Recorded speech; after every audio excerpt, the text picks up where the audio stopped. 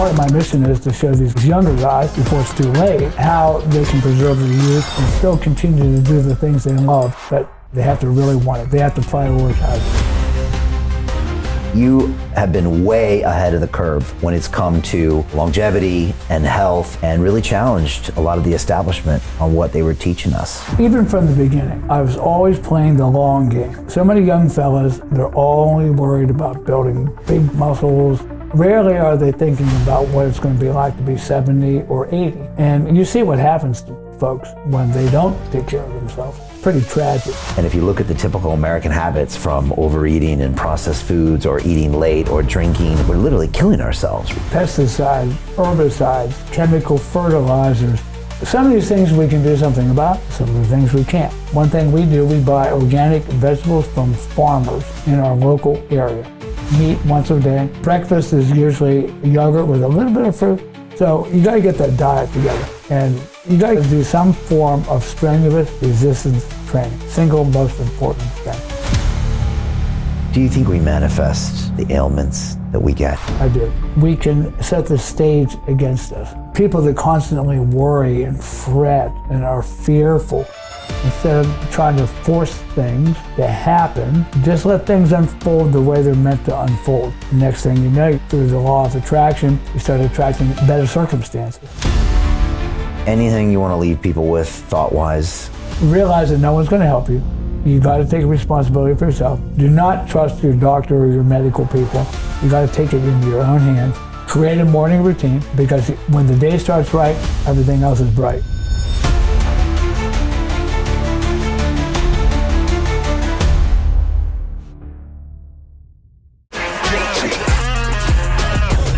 Hey, I know investing in crypto is scary.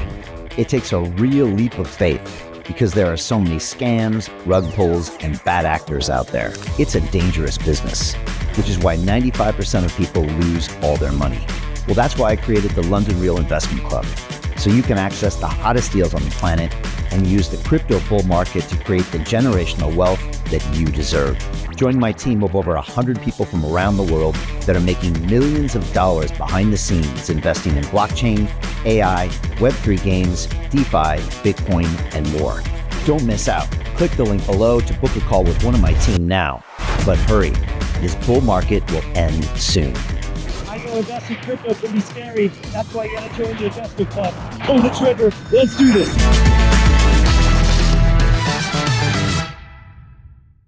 Hi, it's Brian Rose from London Real. You probably know that we've just recently been re-platformed on YouTube after 25 months completely in the dark.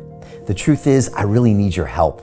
What I really need you to do is click on that subscribe button right now, like this video, and maybe even leave a comment or share the link with friends. We're really fighting against an algorithm that's tried to keep us quiet for so long. And the more subscribers we have, the more people watch our content, the better guests we can bring you, the better content, and we can continue transforming lives. We've been doing this for 14 years now. I want to do this for another 14 years, but I really need your help. So click on that subscribe button, like the video, leave a comment, share this, and we're going to continue to bring you more and more great content. Thank you. This is London Real. I am Brian Rose. My guest today is Steve Maxwell, the fitness coach, health and longevity expert, and Brazilian Jiu-Jitsu black belt. You are recognized as one of the world's most effective strength and conditioning coaches, and were named one of the top 100 trainers in the United States by Men's Journal. You travel the world teaching the importance of breath work, mobility, diet, and fitness. As a young man, you wrestled competitively in both college and the U.S. Army before embracing martial arts and becoming the first North American certified to teach Gracie Jiu-Jitsu. Your expertise is sought by U.S. government agencies like the DEA, Secret Service, and FBI, as well as high-profile names like Joe Rogan and B.J. Penn. In December, you turned 72 years young with your goal to make the next decades of your life the healthiest and most fulfilling yet. Steve, welcome back to London Real. Thanks. I'll be 72 this December. This December? Yeah, December 3rd. Perfect, man. but I'm pretty damn close. Well, you look amazing. Thanks. As usual. And I went through the record book, and your first appearance was 10 years ago. Wow. Pretty much this month. We used to get together almost every year when I would come through London. We've done maybe 5 or 6 episodes. And so it was like 10 years ago. Then every few years you would come through as we had all the different studios. We did one session on the mats where you were teaching some great self-defense and jiu-jitsu stuff. And then the one that went viral was our hotel workout, Steve. I mean, that was the crazy. morning routine. Yeah, we did the morning routine. And I think the one that everyone loved was when we stripped down to our boxer shorts, bathing suits, and we scrubbed our bodies with the brushes. It was pretty epic. People really liked that. That was epic. A lot of good health information. Tons, And the whole point of that, Brian, was to show that even when you're traveling full time, there's no reason to neglect your health and not have a regimen of some type. Yeah, it was amazing. You were showing people how you can do pull-ups, with a towel in the door in your hotel. I mean, all really powerful stuff. And this was all pre-lockdown. So people really used that stuff. Those videos were watched crazy.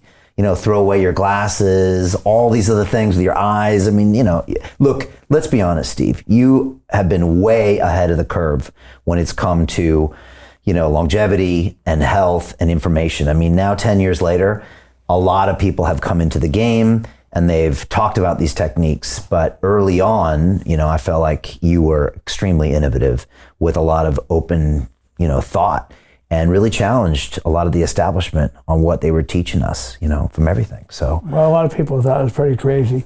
Yeah. Some people still do, but yeah, well, that's the way it is. Well, what do they say? First they, ignore you, then they fight you, and then they join you. Well, here's the thing. Even from the beginning, I was always playing the long game. So many young fellas, they're only worried about building big G with muscles, how much weight can I lift? I mean, that type of thing. Rarely are they thinking about what it's going to be like to be 70 or 80. And you see what happens to folks when they don't take care of themselves. It's pretty tragic. Yeah. I mean, I'm sure some of your elderly relatives, if they're still alive, certainly all my relatives were pretty bad shape. Right. Had trouble being ambulatory, all sorts of joint problems, Well, you see a lot of these, bodybuilders and then wrestling guys and all that. I mean, they're in wheelchairs now in their older years. They've really messed their bodies up. Really destroyed themselves. Yeah. Most of the guys that I wrestled with have had some kind of hip or knee replacement surgery. This is back, I went to school 1970 through 74. Okay. At Westchester. I wrestled Division I NCAA. And that's pretty high level. Yeah. That's serious. Very wrestling. high level. Not freestyle wrestling, it's America's folk style wrestling. Okay. It's kind of like catch wrestling is real popular right now. Yeah. Well, folk style is catch wrestling without the submission. Okay. And it's in every high school and college all over the U.S. That's what they teach. That's what they teach. Okay. And it's all part of the school curriculum. I wrestled 1 year in high school, my junior year. Well, you know how tough it is. My God. It's a tough ass sport. I mean, I moved schools to a really cool school, and this school had a football team and they had cheerleaders. My school before, it was just a bunch of science geeks. And I was one of the geeky kids, and the other geeky kid had done wrestling at his former school. And he said, Brian, let's join the team. And I wasn't ready for it because the first day, they had us doing hill sprints and all this stuff. And I couldn't move. And then the practices themselves were just crazy. It was like a whole nother level. Whole different mindset. That was like the first sport I ever did in school. And so that year I went from the skinny science geek, I literally went, and I don't think I won a single match, but I made it through the season, and I wrestled 129 up to 132. That's in pounds. So yeah, and I remember it, and it really helped me. That was a great base. Yeah, for me too. I had the same story, almost identical. I started in 1964. I was 12 years old, I think. Okay. And all through junior high school, and I found I had a knack for it. It was one of the few sports I had a knack for. Okay. And I wasn't fast. I wasn't big and strong. I didn't have height, but I had a lot of attributes that made me good at wrestling. Okay. And I really enjoyed it. You know, even when I was like 12, 13 years old, I knew someday I wanted to be like a PE teacher or a coach. Okay, you knew that early. I already knew that Wow, at 12. that's amazing. I think if I hadn't have done that wrestling, Steve, I don't think I would have found it so easy to transition to jiu-jitsu later, because I was familiar even with the close contact and all that. And so when I came to London finally in 2002, this is literally after I nearly killed myself in New York City in 2001. I was like, had an overdose. I was like totally a mess, Steve. And I moved here and my buddy said, look up jiu-jitsu. He had just started training with Renzo Gracie in New York City in 2001. And I Googled it and I went and had one session and I never looked back. And it literally changed me as a man. It gave me all my confidence back and it brought me to sobriety, everything. It changed my life forever, Steve. So. And that story is common. I have so many people. I had the very first Brazilian Jiu-Jitsu school in the Eastern Seaboard. I remember that. What It year? was only 80s? Torrance, California, with Right. the Gracie Academy. Yeah. And then Maxwell on the East Coast. We called it Maxwell. Wow. It was like a joke. Okay. And this is 80s? Because my name, Maxwell. Yeah, so Maxwell. Maxwell. Okay. And this was 89 Okay. and then 90. Amazing. Horian had just opened up his academy on Carson Street in Torrance. Okay. So I started, having been a former wrestler. I coached wrestling in high school for a couple of years. I was always looking for that thing to replace wrestling, by the way. I tried kickboxing and kung fu and karate and Muay Thai. It just wasn't for me. It's not the same, is it? The one thing I did find I really liked, there was a Russian guy up in Northeast Philly that was teaching Sambo, Okay. Russian Sambo, which right. is very close, Right. like a wrestling judo hybrid. Yeah.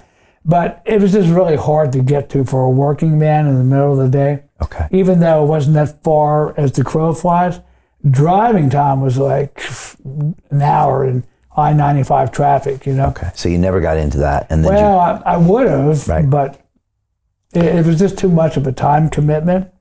And then when the Gracies came Parsippany, New Jersey, I took that very first seminar, and I was blown away by and how this is great it was. before the UFC. Before any, And this that's is like 4 crazy. years before the UFC. So you knew it was special before the rest of the world had any clue. I had a good inkling that it was special, Okay. especially when little Hoyler Gracie wrapped me up. And he At was that tiny seminar. then, right? He was tiny, spoke almost no English, and I was a very good wrestler. I wrestled varsity. I don't know whether people realize just how tough it is to make a varsity team in Division I. It's impossible. There's only 80 schools. Right. That means you're one of 80 guys in the whole U.S. to make that spot. At that weight division, yeah. And I had a good record. I was 18-1 my senior year. And the wrestling room is a place where they try to break your They soul. tried to break your soul. Your soul. Man. Right? Guys go hunting for your soul. My freshman year, I left in tears every day. I left the wrestling room literally in tears for getting my ass beat. Because they beat you down. They beat me. The upperclassmen, it was a beat down. And it was then, a grind, man. Right. They grind you down and they break you mentally, right? They want to see what you got. Yes and no. They give you a little the bit strong, of love. you know what I mean? It's like one of those things where if you survive, you're stronger for it. Right. Okay. Gotcha. Some guys don't. So I was always stubborn that way. So you were varsity wrestling and you're thinking, I got this guy. I got this And he guy. wrapped you up? Here's this skinny Brazilian guy. he wrapped you up and tapped Of you course, out. I took him down and put him on the ground. Yeah. But it's like having a tiger with the tail. It's like, oh shit, now what I do? He's just getting started. Right. In my game, it's kind of over, Right. And then he sneaks around you. Man, he got sinks a the choke footlock, in. and I had no idea what the hell he had on. Footlock. Wow. And the Horian's warning, Steve, tap, tap. You don't understand. This is very dangerous. Yeah. And I'm saying, I'm okay. Then I'm tapping, and my foot swelled. Yeah. I was icing it all night. But I came back the next day. I was happy. I was Okay. thrilled. Wow. And that was the start. All right. And then I had a gym that I had just opened up. This is like spring of 1990 in January. And I just put mats in the back. And I was not qualified. I didn't even have a belt. But I knew wrestling. And I thought, well, I'm going to take the things that the Gracies showed me. And I'm just going to get some of my old wrestling chums, and there was an Aikido school across the street.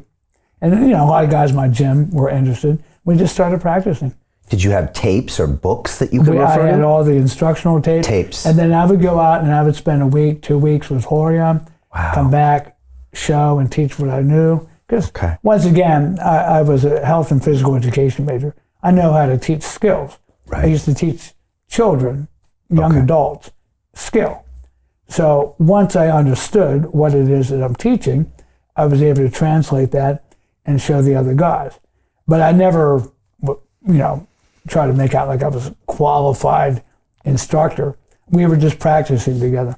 Okay. But I got a blue belt pretty quick, within about 6 months, 6.5 months. That's fast. And That's then, really fast. Got it for about 1.5 years. So let me ask you, fast forward to, we're almost in 2025. I want to ask you, what do you see when you see Abu Dhabi champs filling up an entire stadium in Vegas, and you see a guy like Gordon Ryan fighting there with all these people, no gi, high-level jiu-jitsu? What do you think of that, and what do you think of where the UFC is now, 30 years later? You knew the Gracies before they even started the UFC. I was one of the original investors in the UFC. That's crazy, Steve. Horion was putting this thing together with a shoestring budget. And he was just going to all his friends. Right. And, it wasn't much money. My ex-wife and I had like a little account. I think it was like 10 grand or something. But, hey, that's a lot of money to me, man. Yeah. Just, having a new baby. Yeah. Had just got a house in Philly. Just opened up my own gym. So, 10 grand, that was a lot. Wow. And me and I think 21 other investors. Okay. And I was Royce's conditioning coach for his first 4 UFCs. No way. Yeah. So you went out to California and... I went out to California and worked with Royce. No way. Yep. How did you condition him? His ex-wife was one of my trainers at Maxwell. Okay. I've had him on the show remotely, I think, during COVID. It was amazing talking to him. Awesome. He's a special guy. Very special. He's a very special guy. He was incredible, man. He has a crazy mindset. Maybe all the Gracies do. But well, they have to. But Royce is something special. When people say, "Oh, he just used the technique and he was a small guy," but there's something about Royce that's... He was very tough-minded. Yes, very tough. The thing that really impressed me was how courageous he was. Right. I mean, imagine how frightening that must have been. He was a really young guy. I don't think he'd ever really been in fights like that, ever. And he's staring across the cage at and these here he massive is, guys. Pay-per-view TV was like a new phenomenon. Yeah. Hundreds of thousands of people watching it. That had to have been terrifying. He's like 170 pounds, maybe? Yeah, 178 pounds. Okay. And he was tall and thin and wiry. He didn't have good leverage for weightlifting or doing calisthenics, but he had that leverage strength and amazing endurance. Okay. Very flexible. How did you train him? He just wouldn't get tired. How would you train him? We were doing super slow, high-intensity training, like Dorian Yates kind of stuff. Okay. Not bodybuilding. Okay. But for athletic conditioning and strength. And cardio? He got the cardio on the mat. He would go out and run and ride his bike and things like that. But cardio is very sports specific. Okay. I never found that running or cycling or swimming really had much carryover value to anything other than the sport itself. Really? So do the sport. Yeah, do the sport. Roll rounds. You can do it like interval training. You can do those shark bait drills where you put in a new opponent. Yeah, you just keep putting new opponents in, fresh man drills. Some people like maybe Danaher or George St. Pierre say things like, there is no cardio. Cardio is just you getting used to the techniques or you relaxing in those techniques. Well, am I even getting that right? Yeah. Cardio is sport specific. It's endurance activity. Okay. Like, from doing triathlons, right? It's a grueling sport. But your running didn't really help your biking that much. You had to bike. Yes, correct. If anything, maybe the biking hurt your running. Yeah. Getting off that bike, you could probably barely, it took you a while to get into the groove of running. Yeah, I cramped up. And swimming helped neither. Yeah, I would cramp up after the bike going to the run. So that tells you that it's sport specific. Okay. Your heart doesn't know whether it's lifting weights, whether, you're riding a bike or swimming, So if you're a boxer, you think just more rounds boxing. More rounds boxing. Evander Holyfield proved that. Okay. He was one of the first guys not to do a lot of running and all that. Now, running was always questionable whether that applied to boxing. This Well, it actually did in the old days. Okay. When they had no rounds. Okay. See, back in the day, right, that long they cardio. sometimes would just go unlimited rounds until someone quit. Right, 27 rounds or 100 rounds. I mean, there was 100 round fights. Could last forever. Like here in 4 England, hours. for example, some of those old bare knuckle fights last forever. So yes, running definitely had a place in that type of training. Okay. That type of just being on your feet and moving for that length of time. Okay. But in modern boxing with rounds, it's pretty worthless. You think just do rounds? Just do rounds. That's it. Now I do believe. Yeah. It goes against the specificity of training slightly, rope skipping. Okay. I do believe that bouncing up and down. Now you wouldn't have to do it with a rope. You could just bounce and shadow box, and that would definitely have a place. Okay. But maybe a little rope jumping, it's kind of fun. What about anaerobic cardio and sprints and those kinds of things? Can that? No, you think it just isn't going to necessarily add? Not really. That's super helpful. So what do you think now? Did you make any money on that, by the way, on the UFC? Or, no, because it no. ended up being sold. Yeah, well, I got my money back. You did? Horan was very honorable. Wow. He paid me back a little bit of interest. Okay. But not much. Okay. I didn't make money, let's put it that way. But I was happy to have been a contributor to the very first 4 events. That's huge, Steve. You're such an OG. I already knew you were an OG, but now this is even more. But it was a lot of fun. I was ringside, That must so be crazy. exciting. And I had a lot of confidence in Gracie Jiu-Jitsu. Yeah. But UFC 1. I was still like, oh my God, look at these guys. I know Ken Shamrock's like 250 or something. I know. Or did I 40. mean, what an athlete. And, he looked like a bodybuilder. Yeah. Man. Guy looked phenomenal. Yeah. And he had technique. And he knew how to fight. Yeah. He knew how to fight. He'd fight in Pancras. I think he'd been fighting in Pancras before that. Yeah, he wasn't like an amateur guy. No, he knew leg locks and stuff, he right? knew a lot of stuff. Yeah. Man. Yeah. Same thing with Dan Severn. Okay. Yeah. That was the first one. Yeah. The pay-per-view blacked out. Oh, because it went too long. Because it went too long. Right. And so a lot of people never saw how he finished that guy with that triangle choke. I think I saw it later. But Severin was a wrestler, but he had skills. The guy had mad skill. Yeah, and big, and plus too. he's just a big, strong guy, man. Wow. Big, strong, powerful, about 270 against, like outweighed Hoist by 8. I don't remember the exact weight, but it was a huge weight difference. Huge. Severin was huge. So what do you fast forward it to today? What do you make of the UFC first? Yeah, and then what do you make? and then what do you make? I want to know what you make of the competitive jiu-jitsu scene. But first, UFC. I do not like the competitive jiu-jitsu Okay, scene. let's do UFC first, and then Okay, let's do UFC. It's way different than when Hoist fought. It's a different sport. The most lethal techniques of jiu-jitsu, self-defense, are completely removed. There's no up kicks, no rapid punches. You got to wear gloves, which makes it very hard for the grappler to secure holds. It's a sport, and I think the guys are tough and amazing, but it's not for everyone.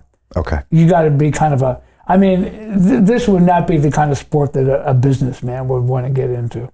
Right, because it's too... It's a little bit too brutal. rugged, too right, brutal. but it taught the world jiu-jitsu. Now the world knows jiu-jitsu.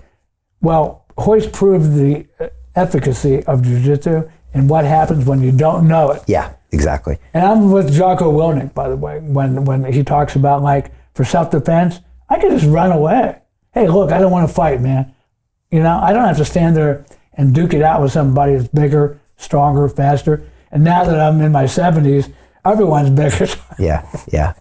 So I want to avoid it at all costs. But man, you grab me, you're gonna have a problem. Right, as long as it's one person. That's the thing, and you're not in the public, and But there's steps to be taken even for multiple people. Okay, all right. Which brings up Sistema, by the way. We'll talk about that. Okay, we'll come to that. So, okay, well said with UFC, but now at least everybody in the UFC has to know jiu-jitsu. And wrestling. Yeah. Everyone has to know takedown. True. And you can even see the pure wrestlers like a Khabib. Yeah. Oh my God, I loved it. A lot of people hated it because it's boring. They called him the knee hugger. It's like, yeah.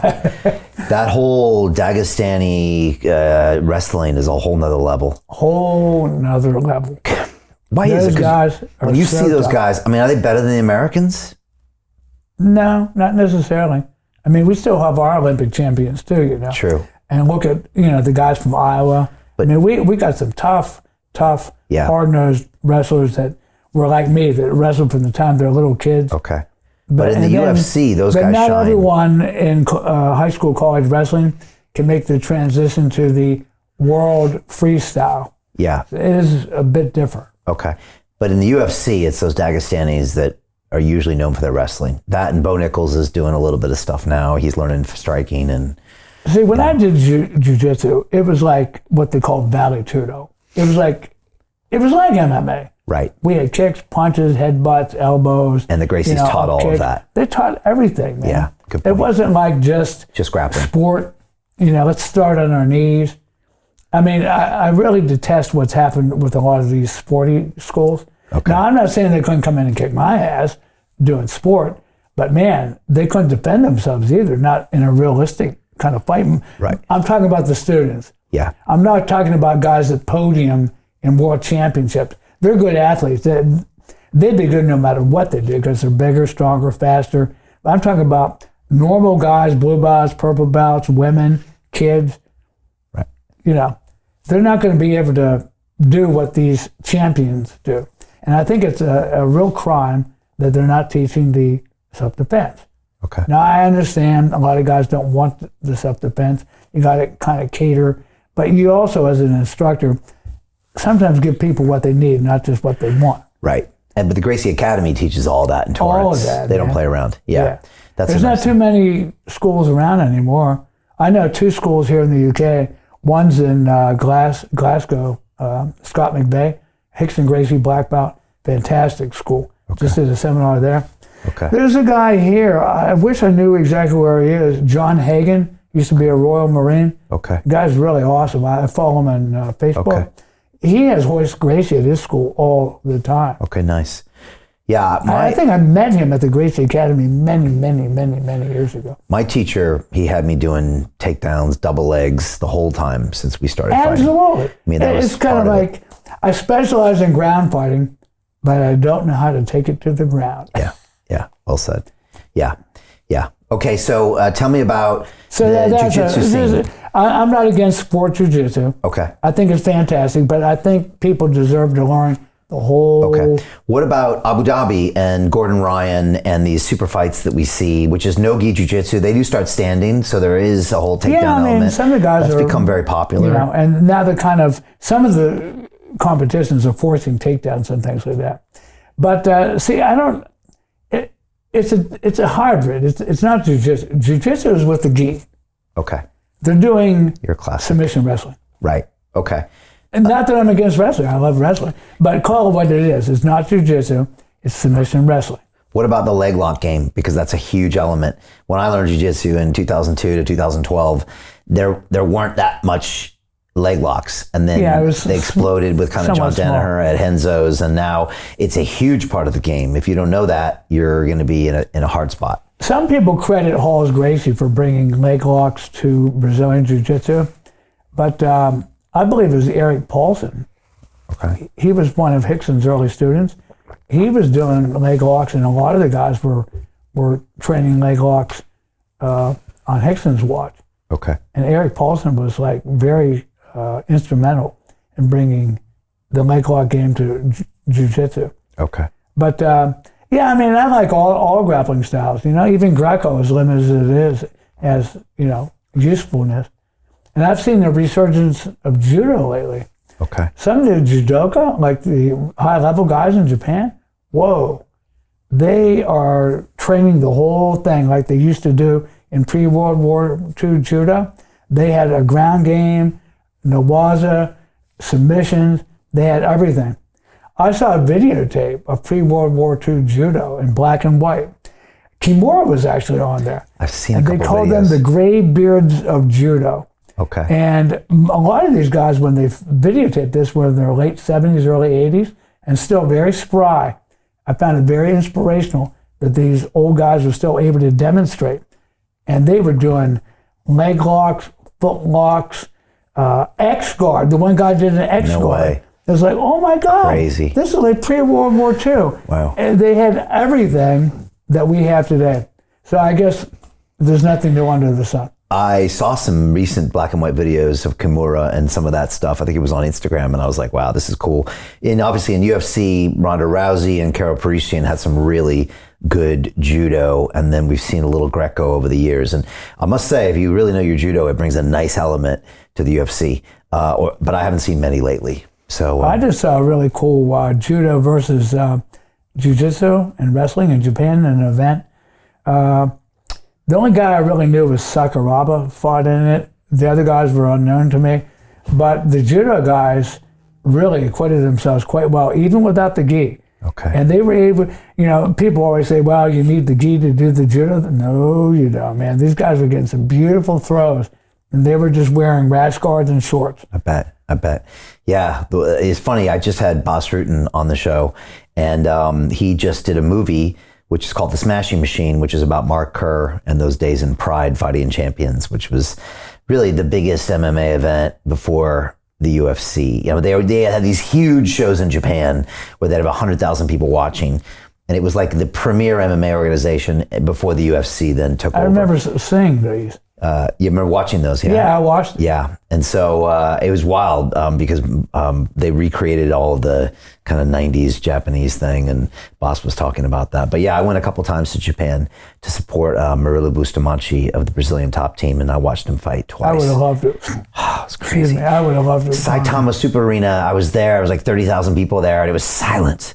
And don't you love the Japanese people oh fight there? just so polite. And then when they knew they were well versed in submissions. So when they see a submission, everyone goes, Yeah, they go, oh. Yeah, but I mean, and then there'd be like fighting applause. Yeah. And you gotta love that. It's the wildest thing. I think I was watching, I was Bustamante and another UFC fighter, I'll forget his name, but I was super excited and I yelled, I was like, come on, Murillo! And I was the only person that yelled. Yelling. And I felt really bad, I felt bad. So yeah, those were just beautiful days, early days when it comes to that. You mentioned Rickson.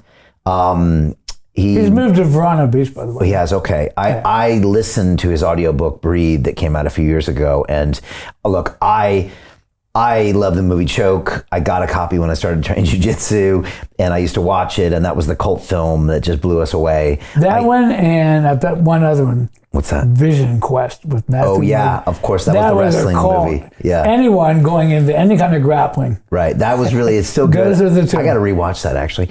And then Smashing Machine, Mark Kerr, I also watched around that time because it was a little bit about this, American wrestler who had gone to Pride. So I watched those. So I knew a lot about Rickson. I knew a lot about the Gracie story. I had talked to you, but when that book, I mean, Rickson really broke down what exactly happened and how it happened, and I was really impressed with the book and his story and, everything that he's kind of been through. Just amazing. I wish I would have had a little bit more time with him at the Gracie Academy. I did, up through Blue Belt, even most of Purple. But at that time, that's when they all kind of went their separate ways. What do you remember about Rickson?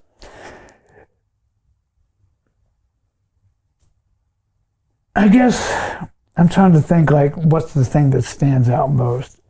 It was just something about his demeanor. He was just so stoic and so even-keeled, and I don't know, there was always this feeling of danger around him. Okay.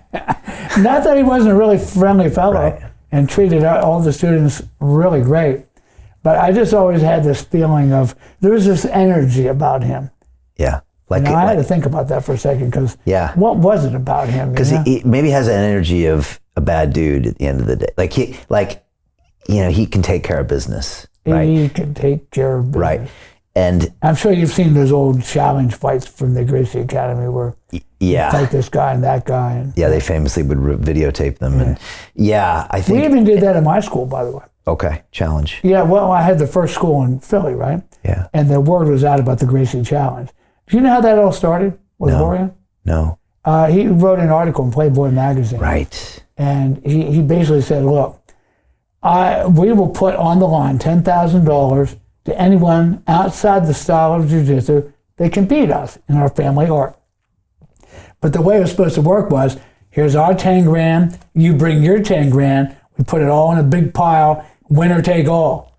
But what was happening, guys would just show up and want to fight. Where's my They 10 didn't grand? have any money. So they started to accommodate them, but then it got a little ridiculous. So then they had students start to do it. Okay. You know. And they would videotape it They would and not video. release the tape, right? Exactly. And Well, part of the video was to protect them. Right. There was absolutely no question about what happened. It's on video. Right. B, if someone did maybe get hurt, you could see that they weren't using unreasonable violence. Okay. But what happened in Philly, we would have guys coming in our school wanting to say, I want a style comparison. Would say, style comparison? You mean you want to fight? Well, I want to compare my style with yours. Well, wait a second. Do you punch? Yeah. Do you kick? Yeah. Or you want to fight? So let's just get that straight. You want to fight. But did they want to fight? Yeah, well, 'Cause they didn't want to say it. Okay. But I would put my camera up. Okay. And we never lost, even though Really? we were not. We would even tell them, look, we're not Gracies, man. We're just students. You know, we're blue, purple belts. You know, And they would come swinging. they would come They in. had gloves man. on? No. Just they'd come at I you. wouldn't let them wear gloves. Mouth I guard? wanted to break their head. Gum shield or what? Maybe. I should have. You know, so I talk a little funny. I had to have these teeth replaced because I took a knee to the teeth. When? Well, it happened quite a while ago, but the teeth gradually disintegrated over time. Okay. And I had like a permanent bridge Okay. in, Okay. but that finally broke down and wore out. So I just haven't been able to replace it yet. So I have these fakies in there. Okay. It makes it awfully hard to talk though. Okay. Gotcha. So All right. I kind of lisp sometimes and saliva bills. It's very irritating. So kids don't do Gracie challenge at home. I'm telling you kids and you parents, make sure your kids have a well-fitted, proper mouthpiece, preferably from a dentist, not like just something you bought upper and lower, or just upper? No, at just least? the upper is good. Yeah. Although they do have this WPISS jaw joint protector, which is actually made in Conshohocken, PA.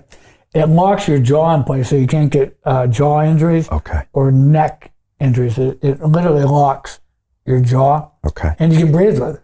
Nice. Ironically, because the mouth is kind of in open position with a little groove, you can actually breathe. Okay. Yeah, I was in Dubai last week and I didn't have my mouth guard and I was training boxing and I did a few rounds without it. Probably shouldn't have, but it was okay. Yeah, you have awfully nice teeth. You My don't want- boxing's Take it from an old guy that got his teeth busted okay. up. Don't My do it. boxing's better than it's ever been right now. Good and for you. It's because two reasons, I think. One is I'm becoming much more relaxed in there. And the second is I was doing some breakdancing for many years and I found that the breakdancing footwork really helped my boxing a lot. That, and I'm just mentally more able to relax in there. Do you know what I think it is? What is it? The relaxation. Yeah, huge difference. I think you're not striving so much anymore. Huge difference. And you don't care that much anymore. That's weird. When you don't care, good things happen. Man, when I can be relaxed in a fight and I can be in the pocket and I can, man, it's just, now my creativity explodes. Well, just like with myself, I still roll, even though I'm in my 70s. I'm careful. I don't just roll with any knucklehead. Right. Right now, I'm at this school run by Annabelle Lobo, fantastic, called Gracie Hilton Head. And it's actually in Bluffton, South Carolina. And I told you, he went to high school with Hickson. Right. Him and Pedro Sauer and Hickson all went to high school together. Wow. And this guy is amazing. Really good teacher. He's like 65. No air conditioning in this place, man. It's hotter than Hades during the South Carolina summers. But we get a lot of guys from Paris Island Marine Corps base and the Navy hospital. It's pretty tough young guys that come in there. So, you know, at my age now, I just don't roll with anybody. I'm very careful. Smart. But luckily, he has an older crowd. Okay. And then there's another school in Savannah I work at, Mike Sergey's place, called Sarge BJJ. I knew Mike when he was a blue belt. In fact, I refereed his very first match. In the old days, they didn't have professional referees. They just would get the upper belts to go out in the mat and referee for the tournaments in the early days of tournament jiu-jitsu. So I remember Mike from then. Now he's like a 3rd-degree black belt and got his black belt from Pejapano. Amazing. Wow. That's incredible. And so I teach at his school like once a week. Okay. Gotcha. I haven't rolled in a while, but I do roll with my boys that are 7 and 8. So I try to tap them out whenever I can. Hell yeah. And teach them some things. And they love wrestling. Oh, they love and wrestling they love with daddy, man. jumping around. And they're learning martial arts from my coach. So now he's training my sons. That's awesome, man. It's amazing. He taught me everything about jiu-jitsu. He taught me Thai boxing and boxing. He trains me in boxing. I should have a fight coming up next year. It'll be my first boxing match. And now he's training my kids. So it's amazing. Well, it's real interesting. I did these seminars. I have this jiu-jitsu for a lifetime. And basically it's not the holds. I mean, anyone can show holds and techniques, and there's guys way better qualified than me to show those things. But what I can show you is how you can preserve your youthfulness and still continue to do the thing you love into advanced age. That was always my goal. Okay. The long game. And I think it's really important for these guys to understand. Well, first of all, the first thing I do is have everyone raise their hand. How many people over 40? Might be half dozen. How many people over 45? Maybe 2 more. How many people over 50? Maybe 3 or 4. How many people over 60? Almost no one. You know, every now and again you get someone over 65. You know, but you never see late 60s, early 70s, because the guys get too busted up. Right. They push it too hard. Right. Too often, too hard, or we were talking about diet earlier. They don't eat well. You know, their general health goes down. So part of my mission is to show these guys, these younger guys, before it's too late, how they can preserve their youth and still continue to do the things they loved, but you have to modify it. Okay. Let's talk about some of those things, because there's a guy right now who's getting kind of famous. His name is Brian Johnson, and he has this whole movement called Don't Die. And he's trying to reverse his health. I don't know if you've seen this guy out there. And, you know, he's I think the most tested guy on the planet, has done more MRIs than anybody on the planet. And he's going through all these protocols on sleep and diet and all these things. And he's trying to reverse his age. You know, he takes all the plasma out of his body and puts it back. Have you seen this guy? No, I haven't seen it. Okay. I'll check him out, though. He's an interesting dude. I think I was DMing a little bit on Instagram. And he's getting the whole movement. And he calls it Don't Die. Is he a vegan? I think he is. I think I have seen this guy. That's the one thing. As soon as I heard that vegan stuff, that was it for me. Yeah, I think he might be wrong on that. Sorry, Brian. I was a vegan for a year. I know you tried being a vegetarian for a couple of years, but ultimately I decided, as Charles Poliquin told me, that it wasn't really the right diet for an athlete. And so now I eat animal proteins, and I'm very happy with it. Yeah, me too. But I am learning some things from Brian. He really stopped eating late, and that really changed his sleep a lot. He started bringing his last meal earlier and earlier and earlier. I think now his last meal is at 11 a.m. He really went to the extreme. And I think some of the extreme things he does, you can learn from. And I like the fact that he's doing this, because his argument is that almost everything that people do makes them die. And if you look at the typical American habits, from overeating and processed foods, or eating late, or drinking, and all these things we do, we're literally killing ourselves, right? Pesticides, herbicides, chemical fertilizers, imbalanced soil, mineral imbalances within the food, the spraying that they're doing, God knows what they're doing, so-called climate change or whatever, you know. Yeah, all this stuff, I think. But some of these things we can do something about, some of the things we can't.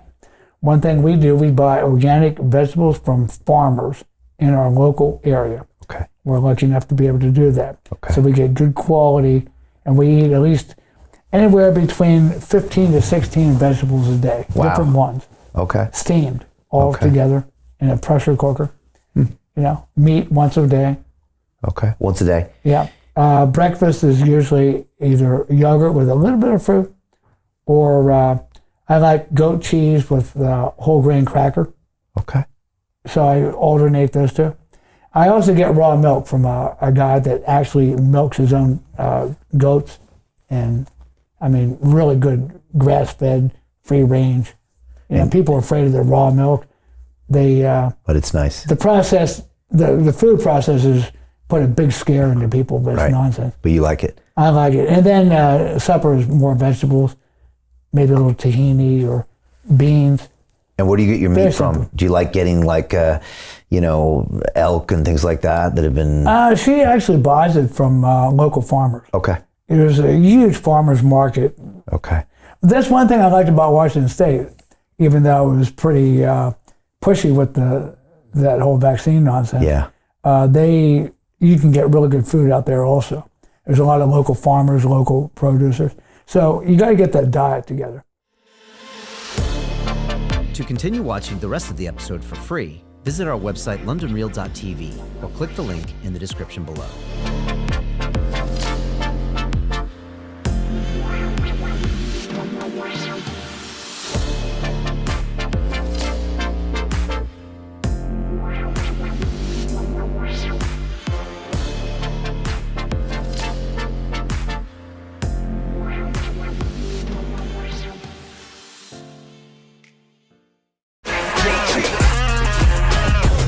Hey, I know investing in crypto is scary. It takes a real leap of faith because there are so many scams, rug pulls, and bad actors out there. It's a dangerous business, which is why 95% of people lose all their money. Well, that's why I created the London Real Investment Club, so you can access the hottest deals on the planet and use the crypto bull market to create the generational wealth that you deserve. Join my team of over 100 people from around the world that are making millions of dollars behind the scenes investing in blockchain, AI, Web3 games, DeFi, Bitcoin, and more. Don't miss out. Click the link below to book a call with one of my team now. But hurry, this bull market will end soon. I know investing in crypto can be scary. That's why you gotta join the investment club. Pull the trigger. Let's do this.